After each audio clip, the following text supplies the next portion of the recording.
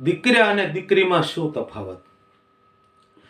આજ એવો કાળ ગયો કે વૈશ્યનો કાળ એવો ગયો કે દીકરો હોય તો જ દીકરી નો જોઈએ કોઈને. અને એવા કાળની અંદર આજ સમય બદલી ગયો. આજ દીકરી પણ એટલી સમવડ થઈ ગઈ છે કે પ્લેન પણ ઉડાડે છે, ચંદ્ર ઉપર પણ જઈ શકે છે, દેશને પણ ચલાવે છે. તો લોકોને એક ભ્રમણા ઓછી થઈ. અને દીકરી તો સાહેબ હાવજવારી બાંધેલી છે. ઈ આ ગુજરાત. એકદાણ એમ કહેવાય ગીરના જંગલમાં મેઘાણીભાઈ અને મહાદેવભાઈ ગયેલા અને તેથી દૂધ પીતા હતા નેહડામાં અને પડકારો થયો હાવજ હાવજ અને મેઘાણીભાઈના હાથમાં તાહળી ડગ ડગ ડગ ડગ ડગ થવા મળી હો.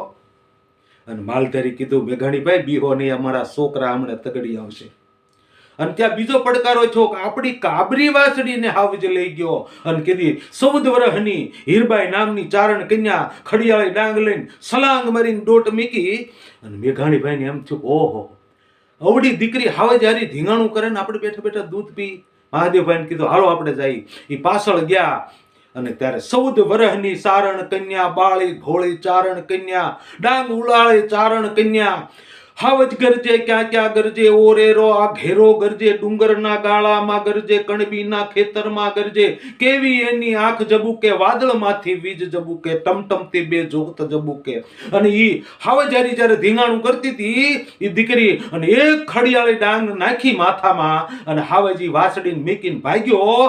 તેથી મેઘાણીભાઈએ સિંહણને ઠપકો આપ્યો કે સિંહણ તારો ભડવીર ભાગ્યો, મોટેરી મુશાળો ભાગ્યો, ડુંગરનો રમનારો ભાગ્યો, હાથીનો હણનારો ભાગ્યો, એ નાનકડી સોડીથી ભાગ્યો, નાનકડી સોડીથી ભાગ્યો.